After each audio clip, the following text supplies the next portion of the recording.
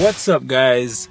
Welcome back to the channel, and for today's video, man, I wanted to give you guys some gameplay using one of my personal favorite characters in the Marvel universe and in this game, to be honest with you, and that is this guy right here, man, T'Challa, the Black freaking Panther, guys. Absolutely love this guy.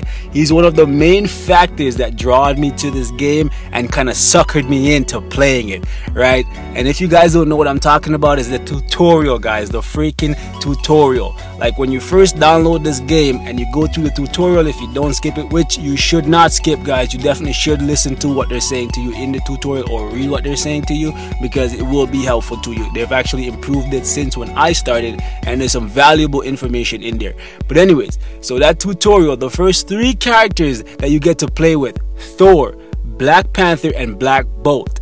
Personally, I just swapped out Thor and I played with Black Panther the whole time, and it was amazing just to watch him fly around the map and just wipe out everything. And that kind of just gave me the false like hope, or rather the illusion, that Black Panther was an amazing character, which 2 years ago that was not the case. Black Panther was nowhere near to being an amazing character. However, that was the case for all 3 of the characters that are in the tutorial, and since then things has changed. And in my eyes, the Black Panther is actually the most well-rounded out of these 3 characters, and even without his uniform, he's better than them even if they have their best uniform. And we're talking about at tier 1. At tier 1, Black Panther, in my eyes, is the most rounded off this lot right here. And the reason why I'm talking about this lot is because we have a lot of new players, and these 3 characters are very iconic characters. So a lot of people will most likely invest in one of them at the very least, and in my opinion, you should definitely pick Black Panther over them, because he's the one that's not going to require you to invest in a uniform, and he can get you 5 world boss wins. Yeah, 5 world boss wins, where none of these guys can actually hold their own in world boss without you having a good bit of skill. Black Panther, very easy to play with his current kit. He doesn't have the crazy amount of damage that Thor has. However, he has the survivability and a nice medium, so he can hold his own in world boss, give you 5 out of 7 wins. And for stuff like Shadowland, he can give you several different solos. Not really something I can say about either of the other 2 characters standing before me, right? And in terms of PvP, if you're a PvP kind of guy, Black Panther can hold his own in something like Combat Battle World, and even in Alliance Conquest, just because of his kit, where he has damage block and multiple different iframes. So even with the AI in control, Black Panther's kit will make him a very competent character. Not something I can say about the other 2, sadly, because I'm a big Thor fan. I have all of Thor's uniforms, so I really want Thor to be good. But Ragnarok is around the corner, so I'm really hoping Thor gets good, because he has the damage, he just doesn't have the survivability. Now, if we're talking strictly tier 2 here, I would say the competition for 1 is definitely favoring this guy right here, Black Bolt, just because he gets the survivability, which is the main thing that he needs. He gets that 5 seconds of damage block, which is what Black Panther has, and he already has higher damage than Black Panther, so it just kind of makes him a little bit better, right? But he relies heavily on that 5 skill to give him the damage block. Otherwise, in my opinion, Black Panther takes the cake, right? However, when it comes to stuff like Alliance Battle, and I'm touching a little bit on all of the different game modes just to give you guys a general feel for all of them, and you'll notice that Thor just kind of gets left out because he doesn't really do anything particularly well. So I'm sorry for you diehard Thor fans. I know some of you guys will say, yeah, Thor can do it, you just have to play him very well. Or you could just put the argument where I just suck at using Thor, so I can't really do much with him. You could say that, but these characters, in my eyes, both Black Panther and Black Bolt, are very easy to use, and ease of use is what I go for. So if I have to struggle with a character, or have to struggle to figure out their kit, then generally the kit is not very good. That's just my opinion on it. So Black Bolt, very capable character. Once you get him to tier 2, he can do pretty much everything that Black Panther can do, but he does require his freaking tier 2 to do it, okay? Also, for Alliance battle, he has Black Panther beat. I'll give him that. Extreme 8B, he can do a lot better than Black Panther. Black Panther, in order to break a freaking 100k in the ABX, he's definitely going to need the uniform, and you might actually have to invest in the uniform as well, which is not something I will recommend that you do because the uniform is not very good, right? Okay, so let's actually touch on Black Panther a little bit more. I don't want to deviate too much. Now, the reason why I said the uniform is not very good, we'll touch on the uniform, why I have it right now, just to get it out of the way. The uniform doesn't really do much for Black Panther. It gives him a little bit more bleed damage, and bleed damage in this game is nothing, okay? Nothing. The king of bleed damage in this freaking game is probably Black Dwarf, and you'll notice that he's one of the most unloved freaking world boss characters, okay? Or Black Order characters for that matter. So yeah, bleed damage in this game, not very good, and this is all the uniform does for him. I have it strictly because of aesthetic purposes. I think it looks amazing. It looks significantly better than this modern version of him. You can't lie. It looks significantly better.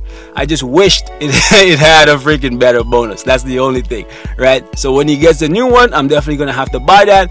And hopefully it gets a freaking better bonus than this one. All right, because I'm definitely not going to have to, because then I definitely will not be investing in it if it doesn't have a better bonus, since I already have one for aesthetic purposes already. And buying a uniform for aesthetic purposes is not something that you should do, but I just love him so much that I just did it this one time. Okay, guys?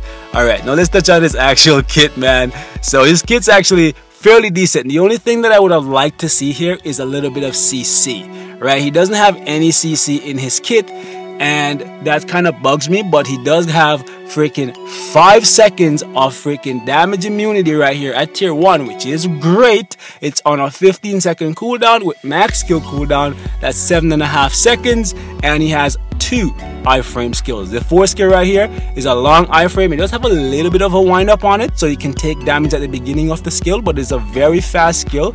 So if you have fairly high attack speed, this one right here, you might not take any damage at all, but in some cases you will take damage in between, because it's not a full iframe. It's just when he jumps off the map, that's an iframe, and because he hits so quickly, sometimes he can just kind of stun lock the enemy. It will come across as being a full iframe, but trust me, it's not. Okay, you'll find that you take hits, especially if you're in like war boss mode, but definitely a really good skill nonetheless. 3 skill right here, also a key skill. He kind of jumps up and fires out these energy daggers, which the name says. You would think it does energy damage, since just by looking at the skill, it looks like energy and it says energy. It would be nice if it was energy, just because it would give him a little bit more diversity in the kit. Sad life, it doesn't.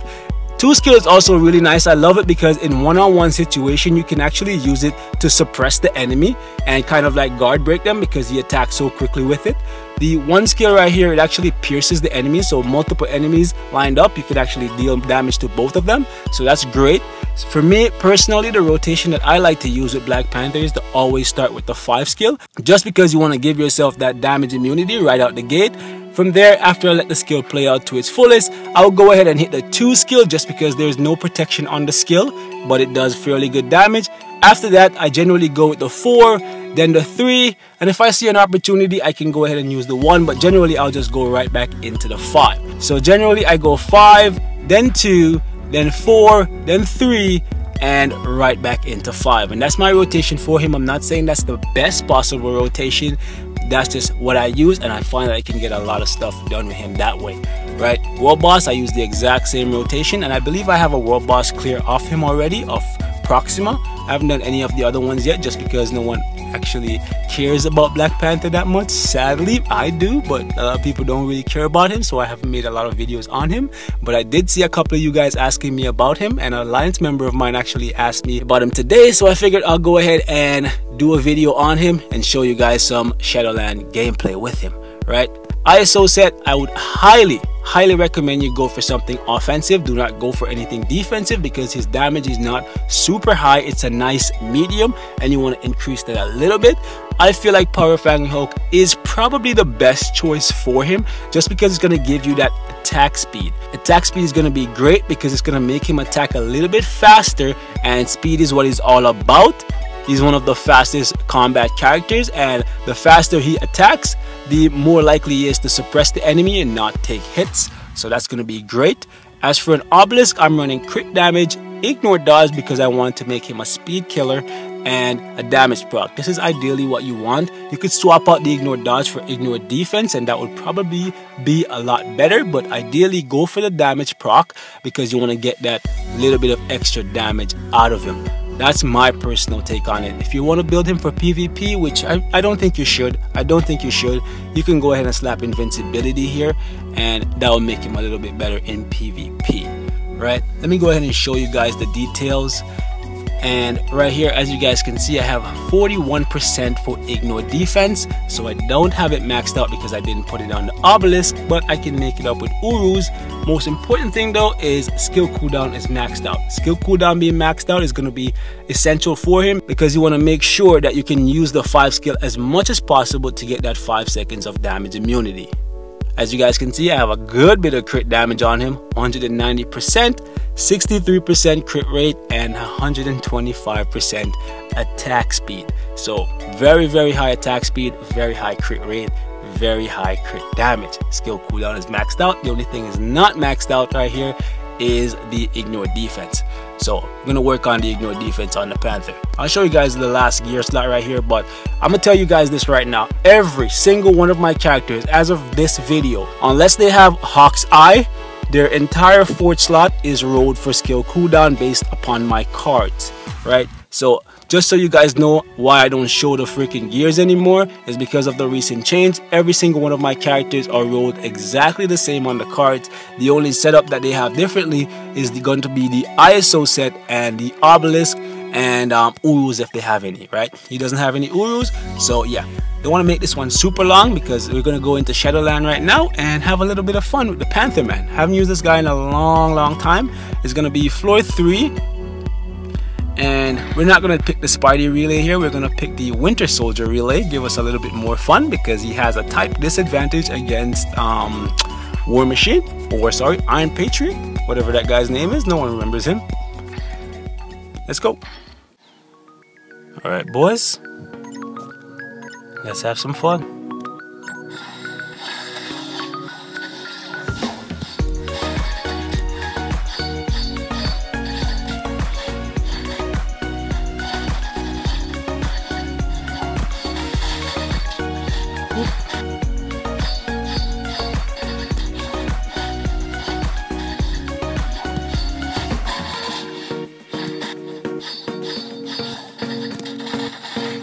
This guy got a hit in. I guess he got mad that I said no one remembers him.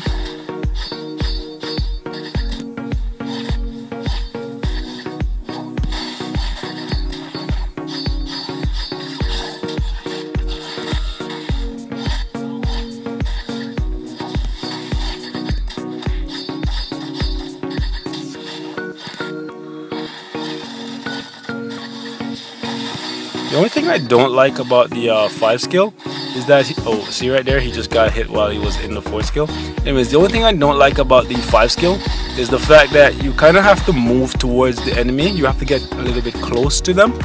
So sometimes you'll find that you get hit just before the 5 skill actually goes off, based on how far they are away from you.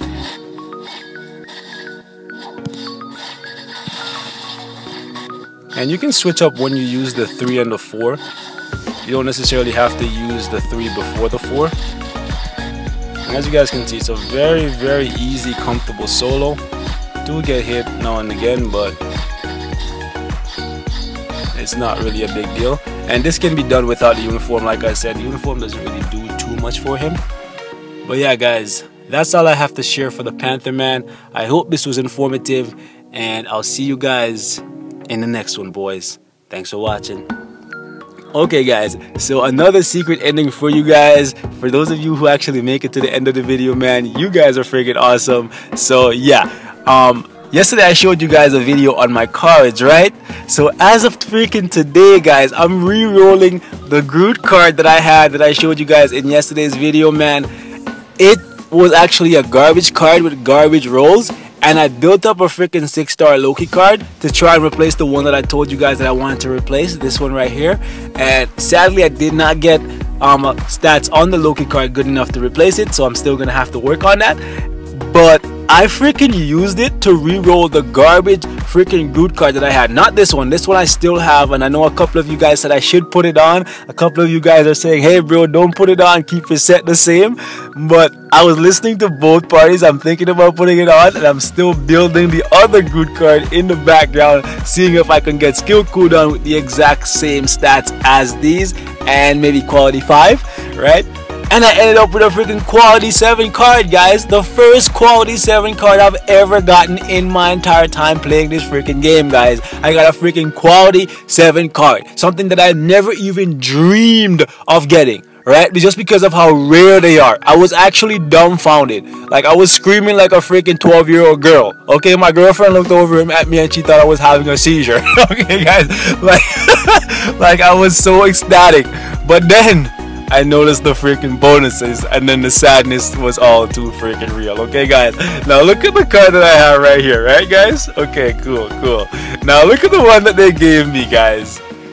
Orange Jesus is a real freaking troll, right? Granted, the base percentage is freaking 11 for crit damage and 11 for freaking ignore defense, right? Where right here it's only 10, right? So you get an extra percent for rolling a quality 7 card, right?